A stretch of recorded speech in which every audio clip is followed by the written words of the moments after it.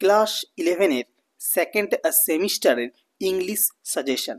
তোমাদের আজকের এই ভিডিওতে ক্লাস 11-এর সেকেন্ড সেমিস্টারের জিমি ভ্যালেন্টাইন থেকে যে সমস্ত প্রশ্নগুলি সবচেয়ে বেশি ইম্পর্ট্যান্ট এবং যেগুলো তোমাদের সেকেন্ড সেমিস্টার পরীক্ষায় 100% গ্যারেন্টি আসবে, সেই প্রশ্নগুলো এবং সাথে সেই প্রশ্নের উত্তরগুলো নিয়েও তোমাদের সাথে আলোচনা করব।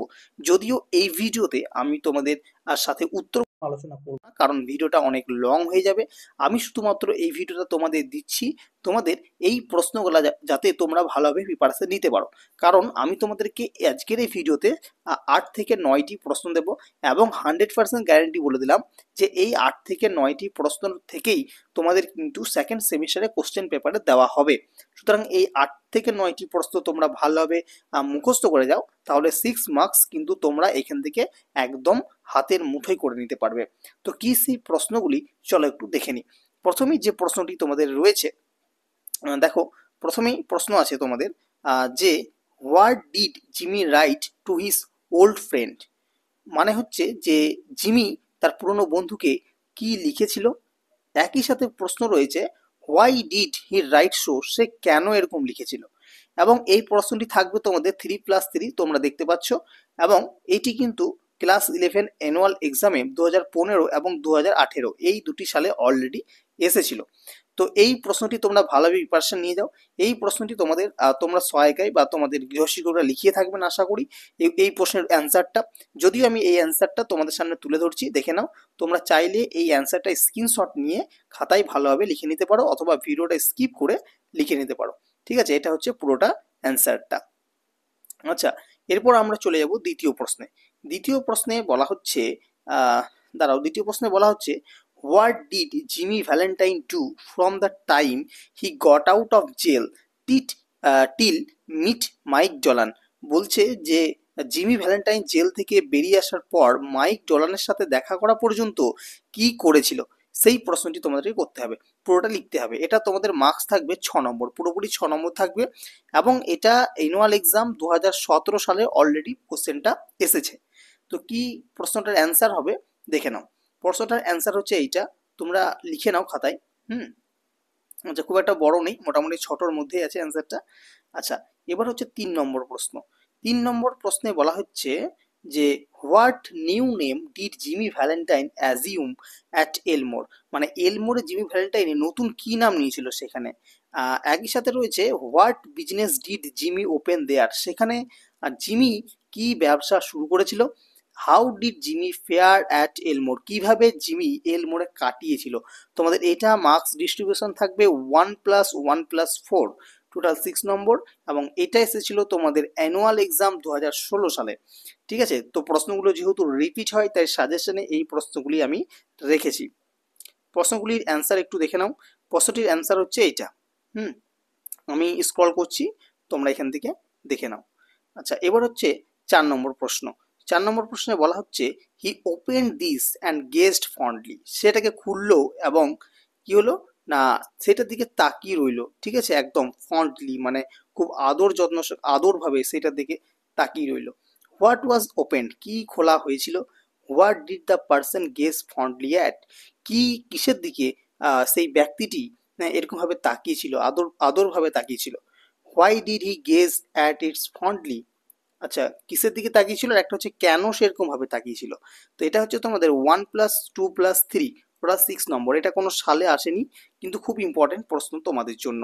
পুরো যে আমি 8টা থেকে 9টি প্রশ্ন দিয়েছি তার মধ্যে তোমাদের জিমি ভ্যালেন্টাইন গল্পটিকে পুরোটাই কভার করে দিয়েছে এই সাজেশনের এই কটি মাত্র প্রশ্ন থেকেই। ঠিক আছে, তো অ্যান্সারটা একটু দেখে নাও এই প্রশ্নের। ঠিক আছে, এই প্রশ্নের অ্যান্সার হচ্ছে এইটা, এতটা পর্যন্ত। ঠিক আছে, এতটা পর্যন্ত। আচ্ছা, এরপর হচ্ছে 5 নম্বর প্রশ্ন। 5 নম্বর প্রশ্নে বলা হচ্ছে Ben Price investigated the scene of robberies and was hear to remark. Ben Price কি করছিল না চুরির যে ঘটনাগুলি দৃশ্যগুলি সেগুলোকে ইনভেস্টিগেট করছিল, and was hear to remark, এবং সে কিছু চিহ্ন পেল। কিসের? Who was Ben Price, Ben Price কে? প্রশ্ন হচ্ছে বেন প্রাইস কে। হোয়াট ডিড হি সে, সে কি বলেছিল। What did he know of Jimmy's habit, সে জিমির হ্যাবিট সম্পর্কে বা অভ্যাস সম্পর্কে কি জানতো বা কি জেনেছিল। এটা থাকবে তোমাদের 1+2+3। এটা অ্যানুয়াল এক্সাম 2020 সালে অলরেডি এসে গেছে। তো এই প্রশ্নটির অ্যান্সার একটু তোমরা দেখে নাও। এটা হচ্ছে সম্পূর্ণটাই অ্যান্সার, খুব একটা বড় অ্যান্সার হয় না ইংলিশের, ঠিক আছে, ছোট্ট ছোট্ট, তার মধ্যে তোমাদের বেশি নম্বর। 6 নম্বর প্রশ্ন। 6 নম্বর প্রশ্নতে আছে that's Dandy Jimmy Valentine's autograph, who said this and why. একই সাথে করবে how did he come to such a conclusion. এটা থাকবে তোমাদের 1+1+4, ঠিক আছে, এবং এটা এসেছে 2022 সালে প্রশ্নটা চলে এসেছে। তো এই প্রশ্নের অ্যান্সারটা তোমরা একটু দেখে নাও। এই কটা প্রশ্ন ভালোভাবে প্র্যাকটিস করে যাও, মুখস্থ করে যাও, এর বাইরে কোনো প্রশ্ন আসবে না, ঠিক আছে। 7 নম্বর প্রশ্ন। 7 নম্বর প্রশ্নে বলা হচ্ছে Mister Ralph D Spencer the phoenix that arose from Jimmy Valentine's ashes. Mister Ralph D Spencer যে জিমি ভ্যালেন্টাইনের ছাইভস্য থেকে উত্থিত হয়েছে, ঠিক আছে। তো who is Ralph D Spencer, Ralph D Spencer কে, হোয়াট ইজ ফনেক্স, ফনেক্স কি, why has the comparison been made, কেন এরকম তুলনা করা হয়েছে।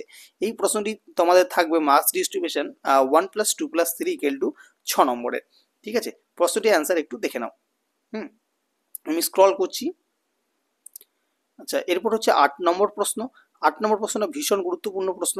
That child she can not stand it long in there, এই শিশুটি সেখানে বেশিক্ষণ থাকতে পারবে না। Who is referred to here, কাকে এখানে বর্ণনা করা হয়েছে। Why was she in danger, কেন সে বিপদের মধ্যে আছে।